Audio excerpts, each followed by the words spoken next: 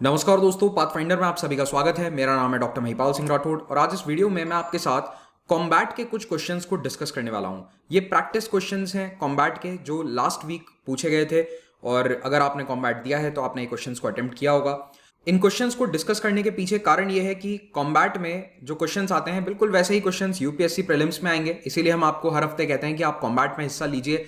1 घंटे का कॉम्बैट होता है, 56 क्वेश्चंस इसमें होते हैं। तो आज सुबह 11 बजे भी ये कॉम्बैट होने वाला है, तो अगर आप ये वीडियो सुबह देख रहे हैं तो do take part in combat का लिंक आपको नीचे कमेंट में मिल जाएगा। और देखो, कॉम्बैट में हिस्सा लेने का प्राइमरी पर्पस अवार्ड जीतना, आईपैड, एयरपॉड्स, ये सब नहीं है। यहाँ जितनी भी चीजें आपको नजर आ रही हैं ये आप अपनी सैलरी से भी खरीद सकते हैं। जब आपकी जॉब लग जाएगी, आप आईएएस बने या अन्य किसी और सर्विस में भी जाते हैं, तो वहां पर आपकी सैलरी इतनी होगी कि आप आराम से इन चीजों को खरीद सकते हैं।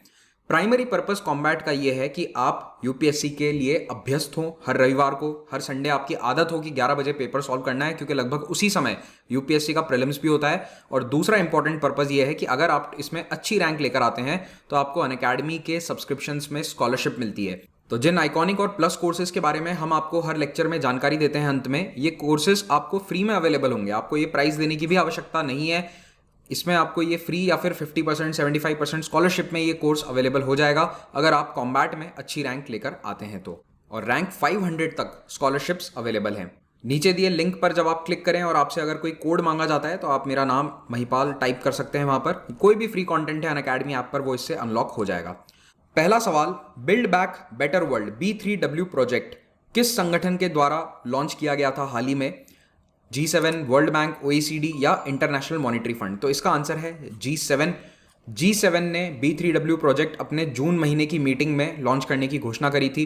इस पर मैंने एक वीडियो भी बनाया था और हमने G7 की इंपॉर्टेंट डील्स हैं उन पर 2 वीडियोस बनाए थे, राहुल सर ने बनाए थे, इन्हें आप जरूर देखिए। B3W ग्रीन प्रोग्राम लॉन्च किया गया था चाइना के BRI को टक्कर देने के लिए। तो यूके में G7 की 47 समिट हुई थी। कॉर्नवॉल नाम की जगह है, वहां पर यह समिट हुई थी। नाम भी लिख लो, काम आ सकता है कभी। और यहां पर न केवल G7 कंट्रीज बल्कि भारत और Australia, south Korea, south Africa जैसे देशों को भी एज गेस्ट बुलाया गया। ये देश G7 के सदस्य नहीं है, लेकिन इन्हें भी कई बार बुलाया जाता है G7 की मीटिंग्स में। तो ये जो build back better world project है, इसका लक्ष्य क्या है? डेवलपिंग कंट्रीज में, विकासशील देशों में इंफ्रास्ट्रक्चर, आधारभूत सेवाओं के लिए जो भी प्रोजेक्ट चल रहे हैं और कहीं पर अगर पैसे की कमी है, इन्वेस्टमेंट डेफिसिट है, तो वहां पर वो पैसा उन्हें देना। और इसका मेन टारगेट डेवलपिंग और लोअर इनकम कंट्रीज रहने वाले हैं। कुल मिलाकर ये चाइना के BRI प्रोजेक्ट को टक्कर देगा। चाइना अपने BRI प्रोजेक्ट में कई देशों को जोड़ चुका है, लेकिन अब उसको काउंटर करने के लिए G7 कंट्रीज B3W प्रोजेक्ट लेकर आए हैं। दूसरा क्वेश्चन इंटरचेंज फी से संबंधित है। मैं चाहूंगा कि अगर आप क्वेश्चन को एक बार पढ़ना चाहते हैं पूरा, तो पॉज करके यहां पर पढ़ लीजिए। मैं वीडियो के अंदर यहां गैप नहीं देने वाला हूं। तो इंटरचेंज फी क्या है, जो अक्सर न्यूज में रहता है? पहला ऑप्शन है कि मोबाइल ऑपरेटर जो दूसरे ऑपरेटर्स को पैसा देते हैं कॉल करने के लिए, उसे हम इंटरचेंज फी कहते हैं। दूसरा ऑप्शन ये कह रहा है कि ये वो कीमत है जो कस्टमर्स अपने बैंक को देते हैं अगर वो विड्रॉल लिमिट से ज्यादा पैसा बाहर निकाल लेते हैं अपने क्रेडिट कार्ड पर। तीसरा, ये वो चार्ज है जो एक बैंक दूसरे बैंक को देता है जब उस बैंक का कस्टमर दूसरे बैंक की ATM मशीन को इस्तेमाल करता है पैसे निकालने के लिए। और चौथा, ये वो चार्ज है जो कस्टमर अपने बैंक को देते हैं ATM मशीन इस्तेमाल करने के लिए दूसरी बैंक की। तो ये 2 ऑप्शन ATM से जुड़े हुए हैं, थोड़े से कंफ्यूजिंग है। इसका आंसर क्या है? आंसर है इसका C। ये वो पैसा है जो एक बैंक दूसरे बैंक से लेता है अगर उसके बैंक की ATM मशीन का इस्तेमाल किया गया है। इसको एग्जांपल के साथ समझो। मान लीजिए आपका अकाउंट ICICI बैंक में है, आप उसका डेबिट कार्ड इस्तेमाल करते हैं, लेकिन आप पैसा निकालने गए तो आपको नजदीक में HDFC का ATM दिख जाता है या और किसी बैंक का। तो अब ICICI बैंक जो है उसको इस दूसरे बैंक को पैसा देना पड़ेगा, क्योंकि आपने इनका ATM इस्तेमाल किया है, इनका खर्च आया उस ATM को मेंटेन करने का, वहां पर कैश जमा कराने का। तो इसीलिए ICICI की अब ये जिम्मेदारी है कि वो HDFC को कुछ पैसा दे। इसको कहा जाता है इंटरचेंज फी। और ये अक्सर न्यूज में रहता है क्योंकि इंटरचेंज फी जो है ये बैंक्स को काफी भारी पड़ती है, तो इसको रेगुलेट करने के लिए वो तरह तरह के नियम लाते हैं। जैसे आप जानते होंगे, ज्यादातर बैंक्स में ऐसा रूल होता है कि आप किसी दूसरे बैंक के ATM से महीने में 2 या 4 बार से ज्यादा फ्री विड्रॉल नहीं कर सकते। उस पर पैसा लगेगा, उसके बाद 20-25 रुपए जो फीस होती है वो लगती है। It depends, okay, bank to bank vary करती है। अगला सवाल साइंस और स्पेस टेक्नोलॉजी से जुड़ा हुआ है। आपको बताना है कि इनमें से कौन सी गैस बायोसिग्नेचर गैस कहलाती है। तो पहले तो आपको ये मालूम होना चाहिए कि बायोसिग्नेचर गैस होता क्या है। नहीं पता तो अभी पता चल जाएगा अगले 2 मिनट में। एक बार आप ऑप्शंस देख लीजिए, ओजोन, फॉस्फीन, मीथेन, ऑक्सीजन। तो यहाँ पर सही आंसर क्या है? यूपीएससी कभी भी ऐसे नहीं पूछेगा आपको कि 1 2 3 4 में से टिक कर दो, जी नहीं। आपको कंफ्यूज करने के लिए मल्टीपल ऑप्शंस दिए जाएंगे, 1 2 4 2 3 4 3 एंड 4। तो अब यहाँ पर आप तुक्केबाजी नहीं कर सकते। मान लो कि आपको पता है कि मीथेन एक बायोसिग्नेचर गैस है, तो मीथेन जो है वो यहाँ पर भी दिख रहा है, यहाँ भी दिख रहा है, तो 2 ऑप्शन या फिर all of the above, 3 option के अंदर आपको मीथेन दिख रहा है। तो केवल आपको एक के बारे में जानकारी है तो आप इस ऑप्शन को सही से टिक नहीं कर सकते हैं। You need to have complete information, सभी गैसेस के बारे में आपको प्रॉपर जानकारी होनी जरूरी है। मान लो एक बार के लिए कि आपको मीथेन और ऑक्सीजन पर पूरा भरोसा है, आपने कहीं पढ़ा था कि बायो सिग्नेचर गैस होती है ये दोनों, तो भी आप देख रहे हो कि ऑल ऑफ द अबव और 3 एंड 4, इनमें आप कंफ्यूज हो जाएंगे। इसीलिए मैं स्टूडेंट्स को हमेशा कहता हूं कि गैस वर्क पर भरोसा मत रखा करो, तुक्के कम लगाओ। आप तुक्के या फिर गैस वर्क तभी कीजिए जब कम से कम 2 ऑप्शंस को आप पूरी तरह से एलिमिनेट कर सकते हैं।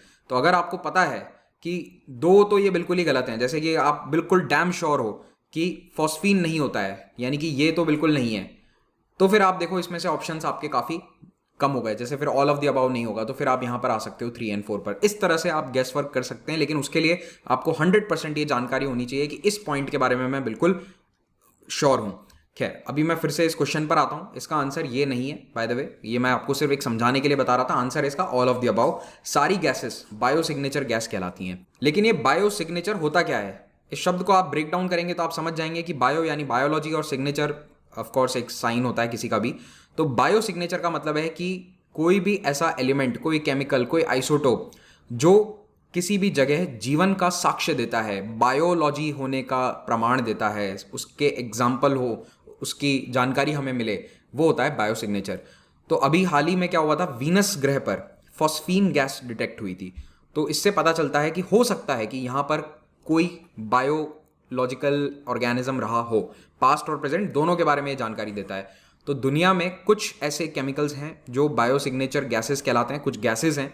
तो ब्रह्मांड में कुछ ऐसी गैसेस हैं जिनको हम बायोसिग्नेचर गैस कहते हैं, और इनका मिलना ये बताता है कि या तो यहाँ पर जीवन हो सकता है या फिर जीवन था किसी समय में। ऐसा नहीं है कि इंसान चल रहे थे उस ग्रह पर, कुछ हो सकता है माइक्रोबियल, बैक्टीरियल, इस तरह के ऑर्गेनिजम्स हों छोटे छोटे, लेकिन ये गैसेस बायोसिग्नेचर गैस कहलाती हैं। तो oxygen, ozone, methane, nitrous oxide, methyl bromide, methyl chloride, hydrogen sulphide, carbonyl sulphide, phosphine और सल्फर डाइऑक्साइड। आपको ये लिस्ट याद करनी पड़ेगी, चाहे तो कोई निमोनिक बनाओ, किसी भी तरह से इसको याद कर लो, बहुत इंपॉर्टेंट है। और ये फैक्ट भी याद रखना कि फॉस्फीन अभी हाल ही में वीनस पर डिस्कवर हुई थी। अगला सवाल संबंधित है सी स्नॉट से। अब ये सी स्नॉट जो है 1-1.5 महीने पहले बहुत पॉपुलर हो गया था, क्योंकि टर्की के पास जो सी ऑफ मारमारा है वहां पर ये सी स्नॉट देखा गया था। उसी से संबंधित 3 स्टेटमेंट यहाँ दिए गए हैं और आपको बताना है कि इनमें से कौन से स्टेटमेंट सही हैं। एक चीज़ का हमेशा ध्यान रखना, कई बार ऐसा होगा कि आप उस टॉपिक को अच्छे से जानते हो। फॉर एग्जांपल, आपने सी स्नॉट के बारे में पढ़ रखा है, आपने पाथफाइंडर का वीडियो भी देख रखा है सी स्नॉट पर, तो आप तुरंत ये वाले स्टेटमेंट पढ़ना शुरू कर दोगे और आप बोलोगे चलो ठीक है, ये ओके है, ये ओके है, आंसर हो जाएगा 2 एंड 3।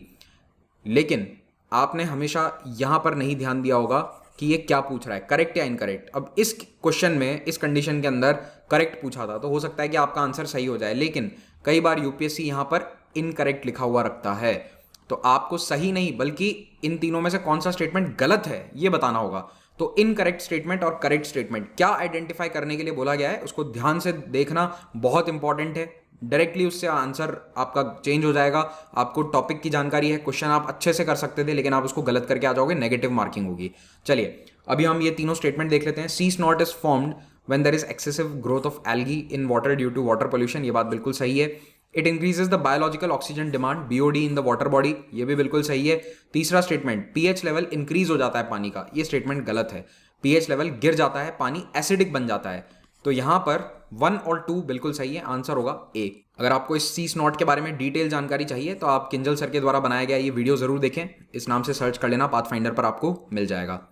सी स्नॉट क्या होता है? बेसिकली म्यूसिलेज है जो एल्गी के कारण बनता है। यहाँ पर जब पानी में न्यूट्रिएंट्स का ओवरलोड हो गया, वाटर पोल्यूशन बहुत ज़्यादा है और सी टेम्परेचर बढ़ जाता है, पानी गर्म होता है, तो वहाँ पर एल्गल ग्रोथ बहुत बढ़ जाती है और इसको सी स्नॉट कहा जाता है। It is kind of a water pollution, और इसके कारण क्या होता है, पानी का पीएच लो हो जाता है, एसिडिक पीएच हो जाता है। तो 7 से नीचे पीएच चला जाएगा, पानी हो जाएगा एसिडिक, और इसमें BOD भी बढ़ जाती है। अगला सवाल पॉलिटी से संबंधित है।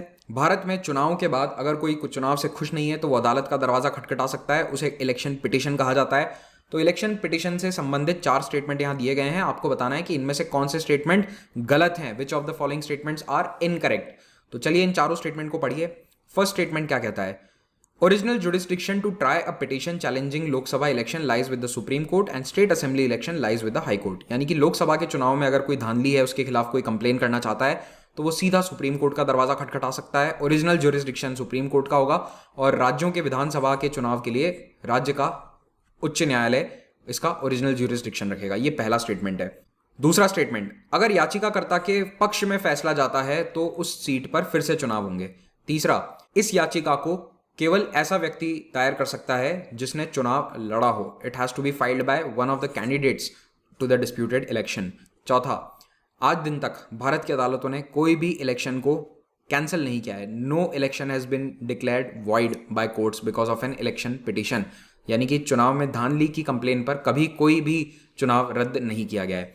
अब जहां पर भी ऐसा स्टेटमेंट आता है ना, blanket statement, no election ever, आप सचेत हो जाओ, ये एक ऐसा शब्द है जो 100% चीजों को कैटेगराइज कर देता है।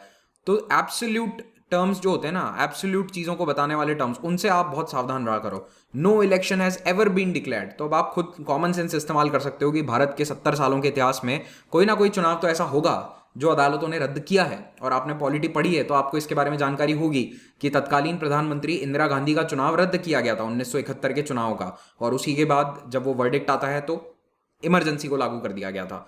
तो ये स्टेटमेंट तो यहीं से आपको पता चल जाएगा कि ये गलत है, इनकरेक्ट है। तो अब देखो, क्या आप यहाँ पर गेस वर्क कर सकते हो? मान लो आपने पॉलिटी पढ़ी है लेकिन आपको इन तीनों के बारे में कोई जानकारी नहीं है, तो केवल थोड़ा सा कॉमन सेंस या हल्का फुल्का अगर आपने पोस्ट इंडिपेंडेंस हिस्ट्री पढ़ी है तो उसके बेसिस पे आपको ये तो पता चल जाएगा कि ये स्टेटमेंट इनकरेक्ट है। लेकिन आप देखोगे कि यहाँ भी 4 है, यहाँ भी 4 है, तो 2 ऑप्शन आप कर पाए हैं। ठीक है, आपको पता चल गया कि ये वाला तो नहीं हो सकता, ये भी नहीं हो सकता, इन दोनों के बीच में से कोई एक चॉइस आपको करनी है। लेकिन इट इज़ वेरी डिफिकल्ट, यहाँ पर 1 2 3 2 इसके बीच में करना है। तो अगेन मैं आपको यही पॉइंट प्रूव करना चाह रहा हूँ कि गेस वर्क काफ़ी मुश्किल है। अब अगर मैं सही जवाब की बात करूँ तो 1 2 3 4 सभी स्टेटमेंट गलत हैं। यहाँ पर एवरी स्टेटमेंट इज इनकरेक्ट। ऐसा क्यों है? क्योंकि ओरिजिनल ज्यूरिसडिक्शन चुनाव से संबंधित हाई कोर्ट का होता है, सुप्रीम कोर्ट का नहीं होता। याद रखना, सुप्रीम कोर्ट का ओरिजिनल ज्यूरिसडिक्शन बहुत लिमिटेड होता है।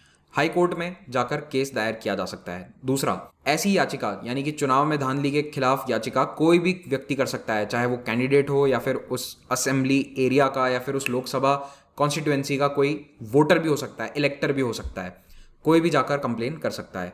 तीसरा पॉइंट, याचिकाकर्ता के पक्ष में निर्णय आने का मतलब ये नहीं है कि चुनाव फिर से होगा। हो सकता है कि उसी चुनाव के रिजल्ट के बेसिस पर किसी और कैंडिडेट को विजेता घोषित कर दिया जाए, या फिर जिसने याचिका दायर करी थी उसको रिजल्ट के अंदर कुछ और ही डिमांड थी उसका ये डिमांड था ही नहीं कि इलेक्शन फिर से करवाइए। हो सकता है काउंटिंग में कुछ गड़बड़ थी, जो भी था। इट इज़ नॉट नेसेसरी कि चुनाव पूरी तरह से रद्द होगा, नए चुनाव होंगे, ये कोई ज़रूरी नहीं है। हो भी सकता है, नहीं भी हो सकता है। इट डिपेंड्स कि याचिकाकर्ता को क्या चाहिए था, उसने किस चीज़ के लिए अपील करी थी। और चौथा स्टेटमेंट तो मैंने आपको बता ही दिया है कि सबसे फेमस केस इंदिरा गांधी प्रधानमंत्री का खुद का इलेक्शन कैंसिल कर दिया गया था। 1975 में फैसला आया था, रायबरेली कॉन्स्टिट्यूएंसी में जो 1971 में चुनाव हुआ था वो रद्द कर दिया गया। वहाँ पर यह पाया गया था कि इंदिरा गांधी ने सरकारी तंत्र की सहायता ली थी अपने चुनाव को जीतने में, जो अलाउड नहीं होता है। अगला सवाल यूनाइटेड नेशंस सेक्रेटरी जनरल के पद से संबंधित है। ये रिसेंटली बहुत न्यूज़ में रहा है क्योंकि अभी अभी सेक्रेटरी जनरल का चुनाव हुआ है फिर से नए टर्म के लिए। तो आपको बताना है कि यहाँ जो 3 स्टेटमेंट दिए गए हैं इनमें से कौन सा स्टेटमेंट सही है। पहला statement, he she is appointed by United Nations security council. तो सेक्रेटरी जनरल का चुनाव सिक्योरिटी काउंसिल करती है, ऐसा पहला स्टेटमेंट कह रहा है। सेकेंड स्टेटमेंट, जो 5 परमानेंट सदस्य हैं P5, उनका कोई भी कैंडिडेट इस पद के लिए नहीं चुनाव लड़ सकता। ही और she can not be a candidate for the post of secretary general. तीसरा, कोई भी सेक्रेटरी जनरल 2 कार्यकाल से ज़्यादा नहीं रह सकता है, तीसरा कार्यकाल नहीं हो सकता। ये थर्ड स्टेटमेंट है। कुछ हफ्ते पहले मैंने इसी टॉपिक पर एक लेक्चर बनाया था, Antonio Guterres re elected as UN secretary general, और इसमें मैंने सेक्रेटरी जनरल के चुनाव की पूरी प्रक्रिया समझाई थी। तो अगर आपने ये लेक्चर देखा है तो आप इस क्वेश्चन को आसानी से सॉल्व कर सकते हैं। और एक बात आपको और बता दूं, अगर आप लोग कंप्यूटर पर या लैपटॉप पर वीडियोस देखते हैं हमारे, तो पाथफाइंडर के चैनल पर जाकर यहाँ एक सर्च का ऑप्शन आता है, यहाँ पर सर्च करके आप कोई भी टॉपिक के बारे में जानकारी ले सकते हो। मान लो कि आपका कोई टॉपिक छूट गया, जैसे सेक्रेटरी जनरल है, तो यहाँ जाकर बस सेक्रेटरी जनरल टाइप कर देना, अभी आपको ये सीधा वीडियो मिल जाएगा। मोबाइल ऐप पर जो सर्च ऑप्शन होता है उसमें आप secretary general path finder type कर दीजिए, आपको ये लेक्चर मिल जाएगा। आंसर इसका क्या है? B2 only. देखिए यहाँ पर पहला स्टेटमेंट पूरी तरह से गलत है। सिक्योरिटी काउंसिल अपॉइंट नहीं करती, नाम भेजती है, लेकिन अपॉइंटमेंट जनरल असेंबली के द्वारा किया जाता है। ये पॉइंट काफ़ी इंपॉर्टेंट है। तो जनरल असेंबली अपॉइंट करती है, लेकिन उसका जो नाम है वो सिक्योरिटी काउंसिल के द्वारा रेकमेंड जरूर किया जाता है। दूसरा statement, candidates from the P5 are not eligible, ये बिल्कुल सही है, मतलब कंसिडर नहीं किया जाता उन्हें, क्योंकि P5 जो है वो उनके पास वीटो पावर है। तो पहले से ही वो सिक्योरिटी काउंसिल के अंदर आपस में सहमति बना के ही नाम आगे करते हैं, और एक परंपरा सी बनी आ रही है, चली आ रही है कि इन 5 देशों में से कोई जनरल सेक्रेटरी नहीं बनता है। तीसरा स्टेटमेंट बिल्कुल गलत है। सेक्रेटरी जनरल 2 से ज़्यादा कार्यकाल भी कर सकते हैं, लेकिन अभी तक मैक्सिमम किसी भी सेक्रेटरी जनरल ने 2 कार्यकाल पूरे किए हैं। तीसरे कार्यकाल में जनरली वो चुनाव नहीं लड़ते हैं, ऐसी एक परंपरा है। जैसे भारत में आप जानते ही हैं कि राष्ट्रपति पद के लिए कोई ऐसा रूल नहीं है कि सेकंड टाइम आप चुनाव नहीं लड़ सकते, लेकिन आमतौर पर एक ही बार राष्ट्रपति के पद पर रहता है कोई भी व्यक्ति। एक ऐसी परंपरा चली आ रही है। तो एक परंपरा अलग होती है, एक लॉ अलग होता है, रूल अलग होता है। तो ऐसा कोई रूल नहीं है। तो यहाँ पर ये दोनों ही स्टेटमेंट गलत हैं। पहला भी गलत है, तीसरा भी गलत है, केवल दूसरा वाला स्टेटमेंट सही है। इसीलिए आंसर होगा B2 ओनली। और याद रखना कि सिक्योरिटी काउंसिल में भी 15 में से कम 9 देशों का वोट चाहिए, तभी वो नाम आगे जाता है जनरल असेंबली के पास में। कुछ दिन पहले बीड मॉडल न्यूज़ में था, ये किससे संबंधित है? Micro finance for MSME, public distribution for supply of food grain, farm insurance, या प्रेडिक्शन ऑफ कोविड-19 ट्रेजेक्ट्री? आंसर है इसका C, farm insurance scheme. Beed में प्रधानमंत्री फसल बीमा योजना का इम्प्लीमेंटेशन काफ़ी यूनिक तरीके से किया गया है। वहाँ एक नया फॉर्मूला ट्राई किया गया है, जिसमें इंश्योरेंस कंपनी और राज्य सरकार दोनों के बीच में प्रॉफिट और लॉस शेयर होते हैं। तो इसीलिए ये काफ़ी यूनिक मॉडल है। तो इसे याद रखिएगा, बीड मॉडल फार्म इंश्योरेंस प्रधानमंत्री फसल बीमा योजना से संबंधित है। तो ये पिछले कॉम्बैट के कुछ क्वेश्चंस थे जो हमने डिस्कस किए, और मैं उम्मीद करता हूँ कि इस कॉम्बैट में 8 अगस्त वाले कॉम्बैट में आपको ये काफ़ी मददगार रहेगा। तो all the best for combat, do take part in it. अगर किसी की टॉप 100 में रैंक आती है तो मुझे ईमेल कर सकते हैं, मैं आपका नाम सोशल मीडिया पर शेयर करूँगा अगर आप चाहें तो, और इससे आप भी थोड़े से जोश और जुनून से भर जाएंगे, और दूसरे स्टूडेंट्स भी प्रेरित होंगे कॉम्बैट में हिस्सा लेकर अच्छी रैंक लाने के लिए। जाते आते आपको बस इतना बताना चाहता हूँ कि अनअकैडमी के कॉम्बो ऑफर के तहत इस वक्त UPSC ऑप्शनल और GS दोनों की तैयारी का जो कोर्स है वो आपको एक साथ 50,000 से भी कम प्राइस में मिल जाएगा। वैसे तो यही चाहूँगा मैं कि आप कॉम्बैट में अच्छी रैंक लाकर इसे फ्री में ही अवेल कर लें, but still freedom offer is ongoing, do check that out. इसमें आप EMI ऑप्शन पर भी कोर्स को अवेल कर सकते हैं, और साथ ही साथ 20 किताबों का सेट आपको यहाँ फ्री मिलेगा, एक्सटेंडेड वैलिडिटी, टेस्ट सीरीज़ और कई अन्य बेनिफिट्स इस वक्त ऑनगोइंग हैं। Do check them out.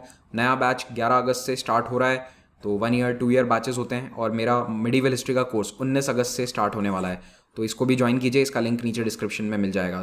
3 free test series हैं, ये डेली चलती हैं, इनमें हिस्सा लेकर आप कॉम्बैट में रविवार को अच्छा प्रदर्शन कर सकते हैं। Thank you very much, have a great day.